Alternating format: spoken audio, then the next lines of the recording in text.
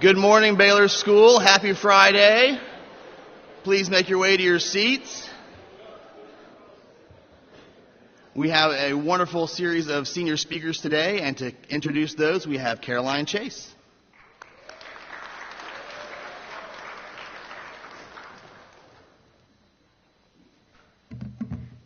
Hi, I'm Caroline. First is Aubrey Ollinger. Aubrey devotes so much of her time and heart into wildlife. She makes sure that all of her middle schoolers are loved and seen. Aubrey has a way of making everyone around her feel comfortable and cared for. Her genuine kindness makes her such a special person. I'm so excited to hear what you're going to say.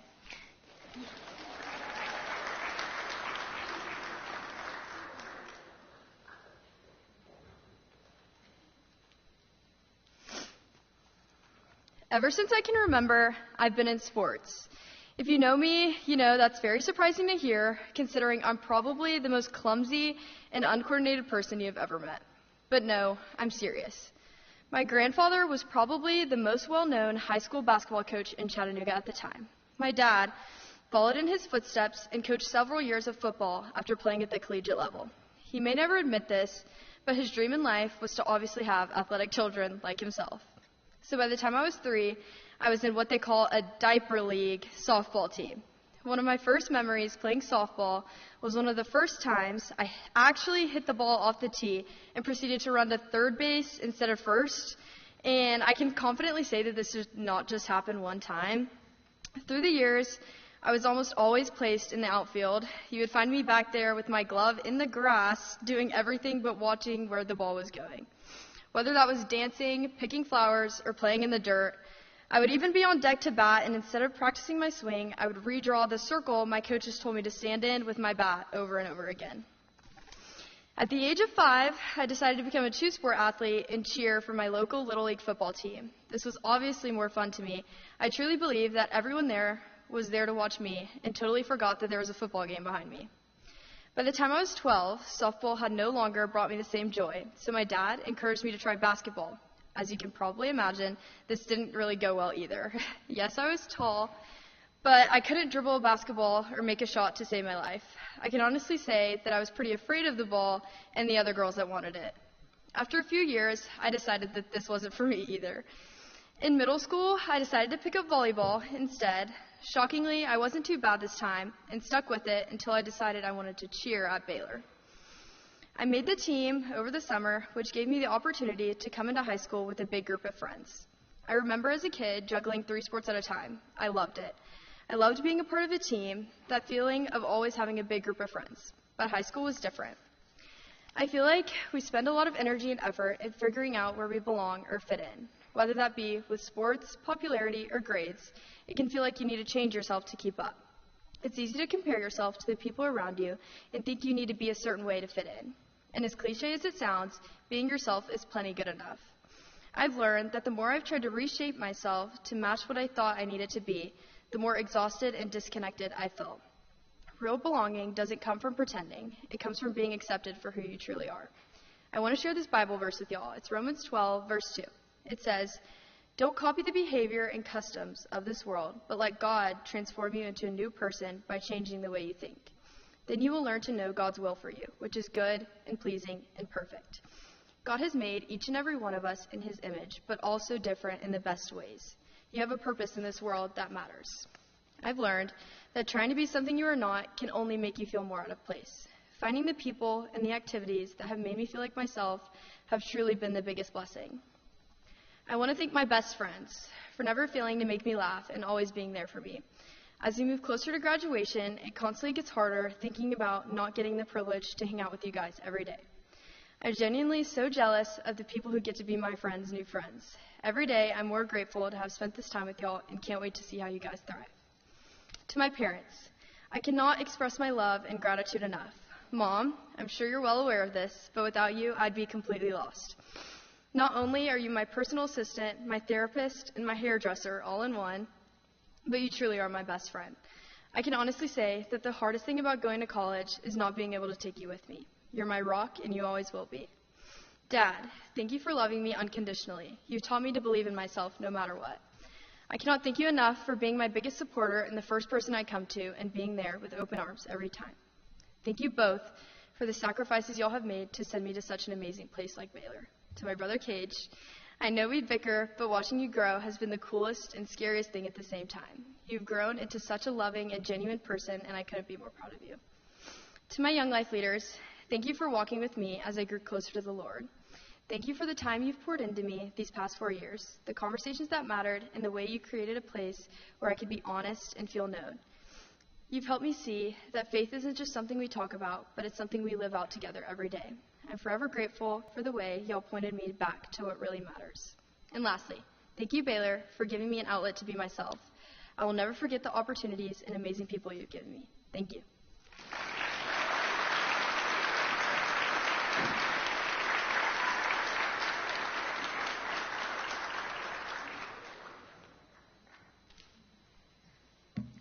That was amazing, Aubrey. Next is Olivia Williams. If you ever talk to Olivia, even for just a minute, you know you have had her full attention. She is completely interested in every conversation, no matter the topic. When you see her in passing, she lights up and is genuinely so excited to see you. She always remembers to follow up on the little things. I'm sure what you're going to say is going to be great.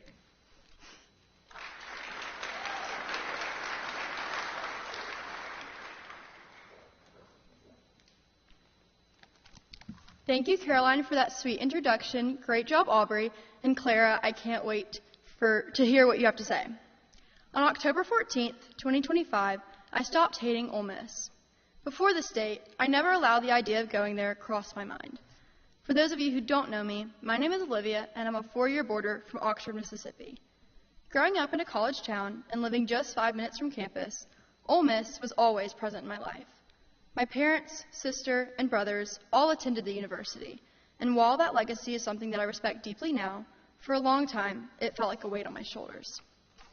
I wanted my story to be my own.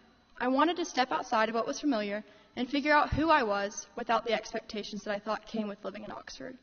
Choosing Baylor meant choosing distance, choosing independence, and choosing challenge. Choosing distance, although scary at first, made relationships with those back home grow stronger. Between the early morning FaceTimes with my mom or sister while we're both getting ready for the day, and the late night stress-relieving calls with my dad on his drive home from work made the miles between us seem shorter and the love we have for each other stronger. Choosing independence helped me to try new things, like my freshman year when I decided to try community service. That choice shaped me into the leader I am today and helped me find my voice and the courage to serve others with unwavering compassion. Lastly, choosing challenge was vital in becoming who I am today. Each day presents a new challenge, some days harder than others, but with choosing challenge, gratitude follows. I'm grateful for my toughest moments at Baylor, because even in the valleys, you can always see the mountain above. And for me, that mountain is Baylor. Writing this speech, I'm reminded of the William Faulkner quote, "To understand the world, you must first understand a place like Mississippi." For me, the opposite turned out to be true. I had to leave Mississippi first in order to understand it. Coming to Baylor, going on exchange to New Zealand, and serving alongside incredible people in Jamaica all expanded my view of the world. Each experience pushed me to see life beyond what I had always known. But the more I traveled and stepped outside my comfort zone, the more I began to reflect on home. I realized that my desire to leave Oxford wasn't rooted in resentment. I had mistaken familiarity for limitation, when in reality, it was the foundation of my identity. I spent so much time focusing on why I wanted to leave that I didn't take the time to understand how Oxford formed the best parts of me. God has blessed me in many ways that help reshape my perspective, but the most meaningful was my grandfather. The day I stopped hating Ole Miss was October 14th, 2025, the day my grandfather passed away. I was incredibly close to him, yet in losing him, I realized how much there's still to learn about who he was. In his death, I began to understand him more fully, not just as my grandfather, but as a man shaped by faith, service, and education. To me, my grandfather was steady and kind. He had a way of making people feel seen, of bringing joy into a room without trying, and of serving others quietly and consistently. He was beloved by many, not because he demanded attention, but because he gave it. And so much of the man I loved was shaped by Ole Miss. He was a die-hard Ole Miss fan, cheering on every sport with unwavering pride. But his love for the university went far beyond athletics. Ole Miss was where he learned, where he taught, and where his belief in the power of education was formed. He believed that learning was lifelong, that there is always room to grow your mind, and always a responsibility to use that growth to serve others. Loving my grandfather meant learning to love the things that mattered to him. I once viewed my small hometown as something that I needed to distance myself from. But since my grandfather's passing, Oxford has become a connection to him, a reminder of his legacy, gratitude, and purpose. Oxford transformed in my heart from something I resisted into something I respected. And while that understanding came from losing him, the growth would not be possible without Baylor. Baylor pushed me outside of my comfort zone and taught me how to think independently, while still being able to lean on the amazing community of teachers and dorm parents. Through the Baylor Community Service Program, I learned that leadership isn't about being the loudest voice in the room, but it's about actively listening, passionately serving, and showing up with integrity each and every day. Baylor gave me the courage to explore the world and the confidence to stand on my own. It taught me discipline, resilience, and the importance of surrounding yourself with people who push you to be better. My journey has taught me that love can transform how we see places, people, and even ourselves. Baylor gave me the space to grow, the confidence to explore, and the wisdom to appreciate the foundation I was given. Most importantly, it taught me that growth doesn't require rejecting where you came from. It requires understanding it. Now, I would like to end my speech with some thank yous. Thank you to my friends. As I look at each of you, I cannot fathom how we will be leaving each other in less than 4 months. Each of you inspire me every day and are truly vessels of God's love. The memories we've made will forever remind me of our time on the Hill. I cannot wait to see what each of you do past the gates of Baylor. I love y'all. Thank you to my community service family for reminding me that human connection is the most powerful tool and to utilize it daily. Mrs. Haney and Miss Curley, thank you for cultivating the leader inside of me and for always pushing me to explore my passions. I love y'all. Thank you to the girls and dorm parents in Hunter Hall. This dorm has made living away from home so much easier because of the love that you've shown me. From late night talks to dancing in the halls, those walls hold the best parts of my story. I love y'all. Miss Heineman, thank you for being the second mom and for seeing my full potential, even when I was blind with self-doubt. Your support and kindness has been the backbone of my journey at Baylor. I love you. Thank you to the Bowen family. You have treated me as your own, and I am so appreciative of everything that you all have done for me. Your ability to welcome others with love inspires me to do the same. I will be back to Dalton every chance I get. I love y'all. Thank you to the two amazing people I get to call my parents. Mom, you are the embodiment of steadfast love. I could not have made it through life without my number one cheerleader. There has never been a dream that you haven't pushed me to reach, even if my dreams are unrealistic, which is 90% of the time. You lead with confidence, grace, and a belief that kindness has the power to change outcomes. Thank you for loving me so intentionally and for shaping the woman I am becoming. Dad, you've always been the steady ground I walk through life on. Your wisdom, patience, and quiet strength have shaped the way I see the world. You have taught me the power of listening and to lead with empathy instead of assumption. You've shown me that character is built from how we treat others. Thank you for being my compass, reminding me to think deeply and always choosing understanding over anger. I am who I am because of both of you. I love you more than words could ever say, and I cannot wait to come over for dinner more these next 4 years. And finally, thank you to my grandfather. Poppy, your legacy is ever present as I go into this next chapter of my life. The blueprint of your life is one that I will cherish forever.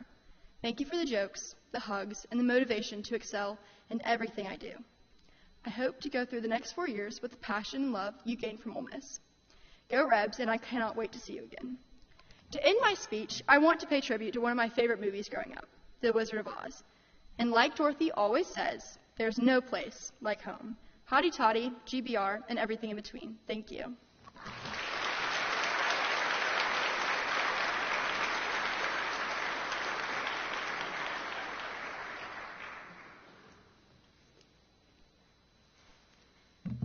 Great job, Olivia. Next is Clara Begues. Clara is genuinely one of the nicest and funniest people I know. I think that everybody should have the chance to talk to her because it will be a conversation that you will truly enjoy and remember. She has the best advice and she always knows exactly what to say to lighten the mood. She's the type of person that anyone is lucky to be friends with. I can't wait to hear what you're going to say.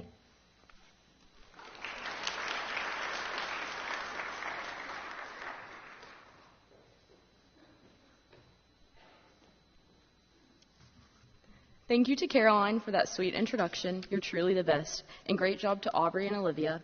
I'm so glad I get to share this special day with you both. I have always loved to read. Throughout my life, the written word and stories have been my favorite form of escape. I love the feeling of complete immersion into storylines, the slow blurring of outside words and noise as I begin to read, and the subtle silence which engulfs everyone and everything as I fall deeper and deeper into the pages before me. I love the way my mind feels like it grows as I continue to read, endlessly adapting to newfound information as I come across it. I know many of you may not be readers, but I would like to begin my speech with a poem. I encourage you to consider the words and their meanings as I think they are important to hear. Nature's first green is gold, her hardest hue to hold. Her early leaves a flower, but only so an hour. Then leaf subsides to leaf, so Eden sank to grief, so dawn goes down to day, nothing gold can stay. I was first introduced to this poem by Robert Frost as a child when I read it in my favorite book, The Outsiders. I enjoyed the sound of the poem and its depiction of nature. I thought of this poem very literally, as I had no concept of the underlying messages lying before me in my younger age. But as I've grown older, its meaning to me has changed. This was made clear to me last Sunday, which was both the Super Bowl and my 18th birthday. This birthday, although just another milestone, signifies within society the end of my childhood. I'll admit it made me a little sad. To me, nothing gold can stay is a powerful phrase that directly relates to the closing of my childhood years. It directly states that nothing is permanent. Nothing is forever. Nothing gold can ever truly stay, no matter how much you try to make it. Nature and life will go on its course, and time won't stop for you to pause or to wait or to figure everything out. You may be wondering, what is gold? Not in the physical sense, obviously. No, I mean the gold in our day-to-day experiences. I think Frost's idea of gold is each one of the ephemeral moments we take for granted in our everyday lives. It's the way the clouds and the sun dance to create beauty and color every morning and evening. It's the creaking of Hunter Hall's floors and the laughter echoing down its hallways each night during study hours. It's winning a Baylor Macaulay football game twice and storming the field, fueled by the love and pride we all have for our school. It's the smiles and intentionality from each one of the dining hall and maintenance staff every day without fail, and the early morning conversations I've had with Miss Brenda in the hallways of my dorm since my freshman year. It's the love that shines out of Dr. Rod when you talk to her, and the genuine, gentle care she shows for each person she meets. It's having friends who will give it to you straight, the ones who will stand by you and hold you accountable when you mess up, but still be there for you every step of the way. Each of these things, at least for me, bring feelings of comfort, happiness, and joy. I love the gold. However, despite their intense shine and value, none of them are forever. Sunrises and sunsets fade, hallways become quiet, football games end, friends fight, and school days close. However, the lingering feeling of that joy we felt is what I consider the gold to be. There was a time, not too long ago, where I could not see the beauty in my surroundings. I lived in a state of constant comparison and hurt. I never felt truly fulfilled by the people, places, and opportunities around me. I made poor decisions and did not have the strength to change myself. I felt stuck and I felt tarnished. Below the tarnished surface I perceived of myself, I knew deep down that the people around me saw my gold. They saw what I could be. One day last year, I began to see the gold in me again. I sat in my room with Eloise and Willie during one of my many moments of crisis. I'd reached my breaking point, and I couldn't understand what was so wrong with me. I felt like I had lost so much of myself, that I had unknowingly drifted so far from the person I truly am. Eloise's gentle presence and reassurance in the past, although comforting, had not changed my mind. Olivia's encouragement for me to make big changes and her sister-like trolling were also previously not effective. But in this day, their words and consistency woke me up. I saw the value and the gold within myself for the first time in a very, very long time.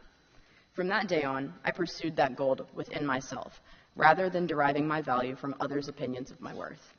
I became more intentional in my words and in my actions. I motivated myself to be the best version of me that I could, not just so others would like me, but for myself. I've come to learn that it was reason enough to do it for myself. I found comfort and peace in my relationship with God. I was raised a Christian, but didn't begin to find my true relationship with God until I was faced head-on with things that truly tested me. However, through him, I was able to grow. I grew from my bad situations and did not let the hard things control me anymore. Now, I can say that I see the gold. I see it in everyone and in everything, but also in myself. I'm truly happy now, and I can say with full confidence that it's because I began to look for the joy and goodness in everything. However, the point in this is not to talk about how I've become happier or changed my life for the better, although both are the truth. The point is that the gold feelings of joy can be ephemeral unless we pursue them. We must learn to take those moments of joy and savor them and acknowledge them for what they are, as valuable as gold. The choice we are confronted with is not always as easy as it seems. In hard circumstances, it's hard to see the joy. It's also just as hard to let it go. However, hardship and trials are both necessary. If everything was easy 100% of the time, the value of the good things we strive for and the gratification of our achievements are lessened. We must experience life without the gold to understand its importance to us. After that, we should wholeheartedly pursue things that bring us that joy and goodness. That's the takeaway here. My advice to anyone listening is to live with more intentionality, to listen more, to have a conversation with someone unlikely, to do something for yourself, to treat others the way you want to be treated, but also to treat yourself the way you should treat those around you. To see the gold, you must first allow yourself to see the gold within you. In closing, I want to say my thank yous. To Ms. Heineman, Mr. Smith, and Mrs. Gibbs, thank you for your consistent guidance, your sometimes tough love, and for never ceasing to believe in me. Even in my lowest points, you held me to the high standard you knew I could achieve. You saw the gold in me when I wasn't sure it was there, and I'm forever grateful to the three of you for that. To Hunter Hall, dorm parents and girls of the past and present, thank you for shaping my perspective of leadership, community, and friendship. I will forever cherish the time we've spent together in our home on the hill with the creaking wood floors, thin blue walls, and incomparably beautiful community. Each of you are gold to me. Ages up forever. To my friends from home and from here, thank you for sticking with me as I became myself again. For all the shoulders I've cried on, your laughter when my jokes really aren't that funny, and the steadiness of every one of you. Each of you have helped to mold me into the kind of friend I want to be. I'm so proud to call you all my people. You've set the bar very high. To my family, thank you for your endless support, no matter the circumstances. Living so far from home has not limited your love by any means, and I'm so thankful to know I have so many people that care for me so much. To my dad, thank you for pushing me to do the things I don't think I'm able to achieve. You've taught me grit and resilience and have pushed me to do my very best for as long as I can remember. Thank you for believing in me. I promise I will make you proud. To my mom, thank you for your gentleness and your expression of love. You're consistent and steady and one of the most contagiously kind people I know. Your words mean so much more to me than you realize. I couldn't have a better person to go be in my corner or go up to bat for me. Thank you for everything you do and everything you are. I hope I can be half of the woman that you are as I grow older. And finally, thank you to Robert Frost for instilling in me the idea that nothing gold can stay, as it's encouraged me to continue to pursue it regardless. Thank you.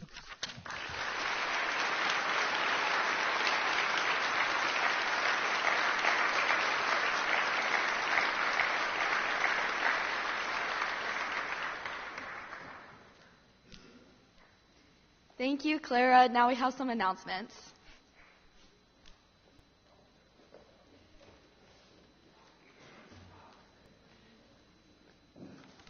Hey, good morning, everybody. I actually have a couple of announcements. Aubrey, where'd you go? Thank you.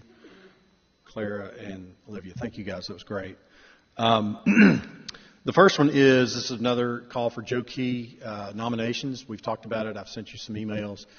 Today is a great day to go ahead and think this would be a great junior for me to nominate for the Joe Key Award. So please send those emails to me, and your decision, or excuse me, your nomination may be the thing that puts somebody for this recognition.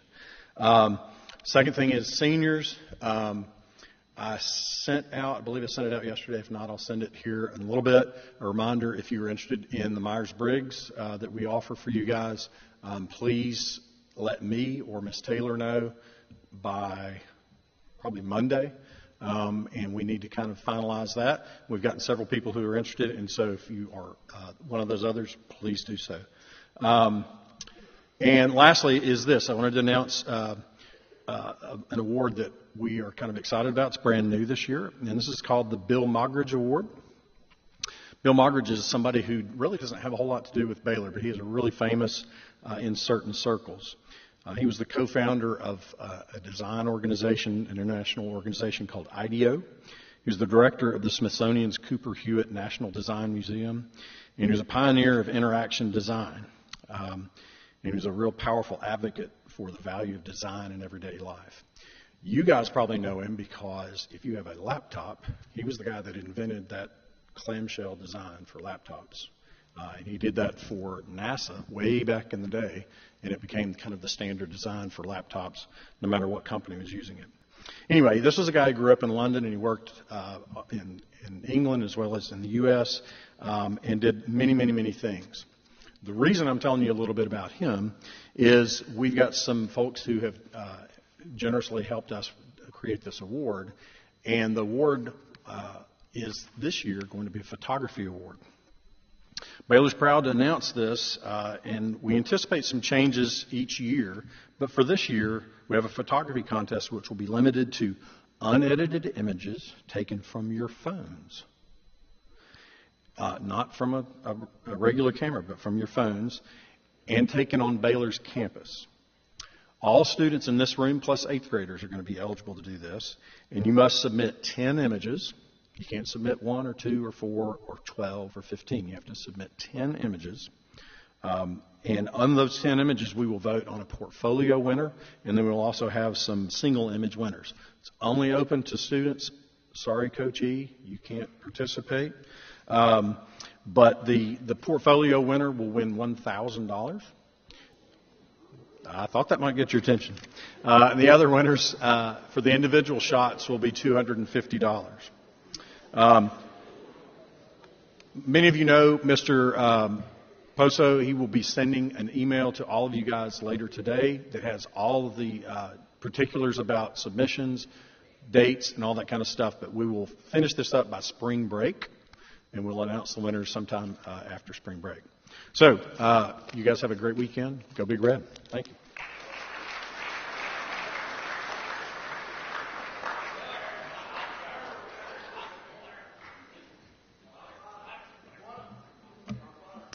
Happy Friday. I know you missed me. I'm Olivia. This is Eloise and JP.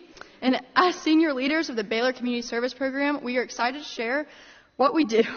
Mentoring and tutoring at 2 local community centers Monday through Thursday after school. The success of the Respect program truly takes a village. Tutors, grant writers, Anderson Awards, holiday party, trunk or treat volunteers, and athletes who have visited the centers, and many others who have contributed their time and energy into the program. Currently, over half of our scholars do not have one-on-one tutoring with Baylor partners. Our program thrives on these direct partnerships where both the scholar and the tutor learn from each other. If you have not fully committed to an activity, have a free season, or you're a former partner who'd like to re-engage with your scholar, please consider joining us at the centers. Your presence truly makes a difference. You can reach out to us or Ms. Haney and Ms. Curley for any questions, and we hope to see you in the spring. Thank you.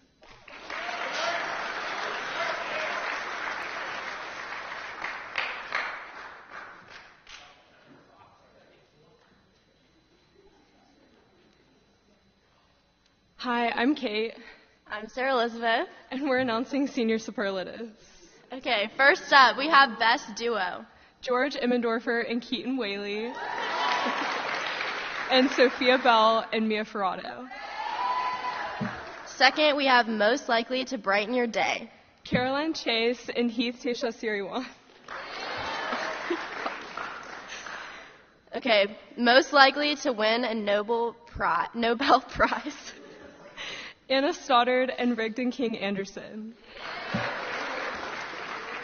Most Likely to Work at Baylor. Kate Haney and Charlie Silberman. Best Smile. Millie Raniero and George Stowe. And then Most Likely to Be in the Student Center. Timmy Mitch and Piper Ducker. Best Dressed. Taryn Harris and Hartley Workman. Most Likely to Save the Planet. James McCorkle and Sydney Douglas. Most Athletic.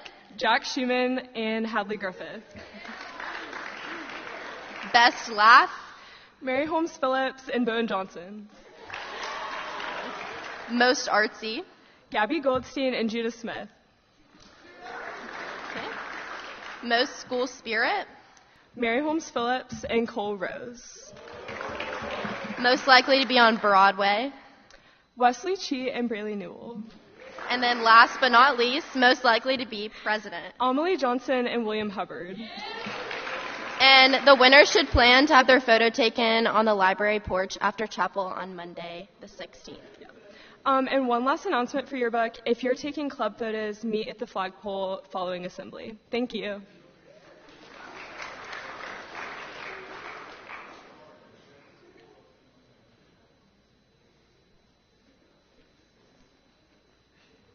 Hey guys, I'm Amelie, and I'm speaking for college counseling today. So a couple announcements, the first being sophomores, listen up. The college counseling office has invited you to meet one-on-one with your college counselor if you're interested in discussing your course options for next year. There's a sign-up sheet outside of Coach Steele's office in Hunter Hall, and you can also check your email for additional details from college counseling. Part 2, I know y'all are super excited about this. This year, admissions representatives from nearly 60 colleges and universities around the world have come to campus to meet with us Baylor students. You may be a student who has attended one of these visits, making you eligible to enter a raffle for a sweatshirt from the college of your choosing. Ooh. Thank you to everyone who showed up, asked thoughtful questions, and represented Baylor so well. It's now time to do a raffle. Okay, can I get a drum roll?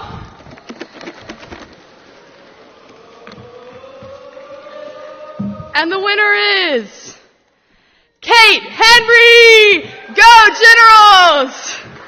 Thank you.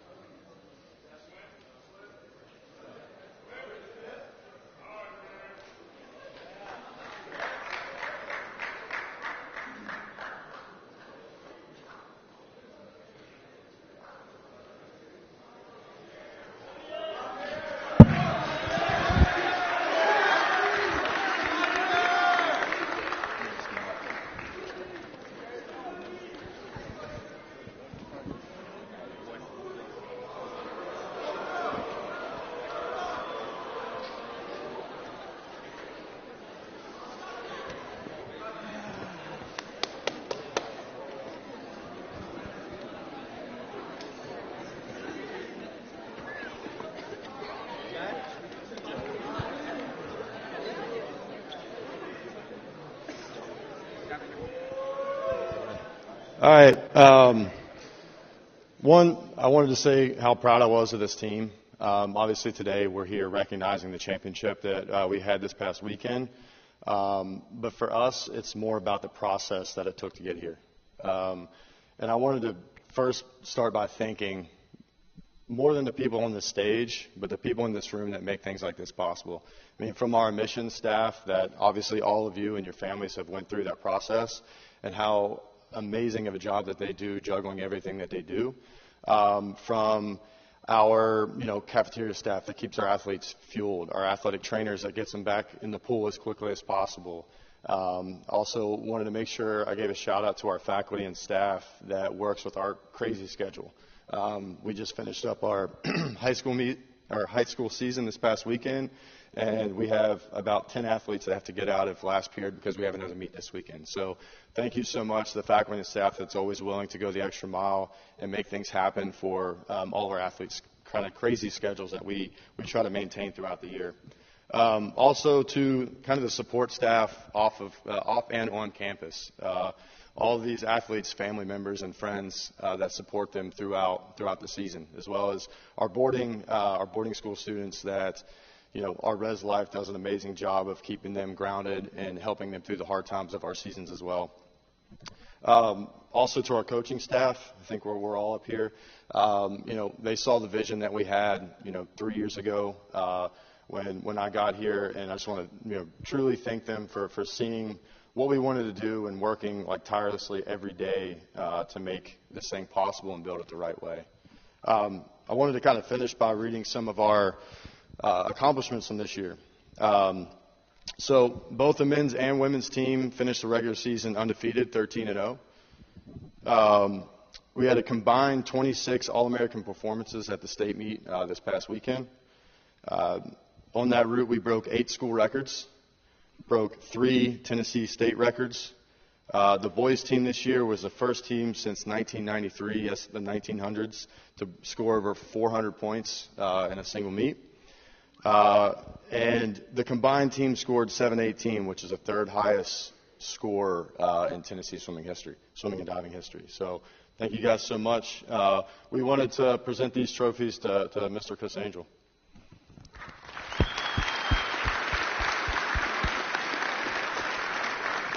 You guys come up here. You just sit right there.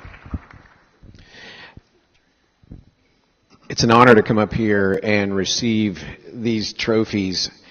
And just to reiterate, trophies plural, right? So this past weekend, we didn't just win 1 nor 2, we won 3. The boys individual, the girls individual, and the combined state championships. And I know that at Baylor, excellence is the expectation in all areas. Just like we had 3 excellent senior speeches today with Aubrey, Olivia, and Clara.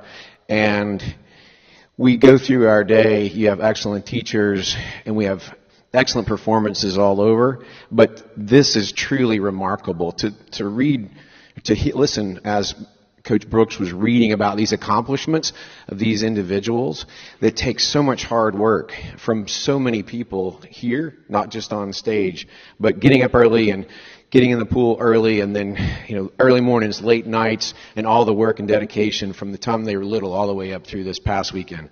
We continue to wish you well as you move on to continue to represent Baylor. So can we give them one more big round of applause?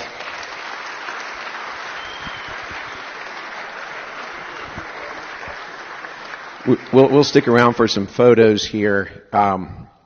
Rev, do we have any additional? Okay, and with the help of our senior leadership, let's have a great weekend. Go Big Red!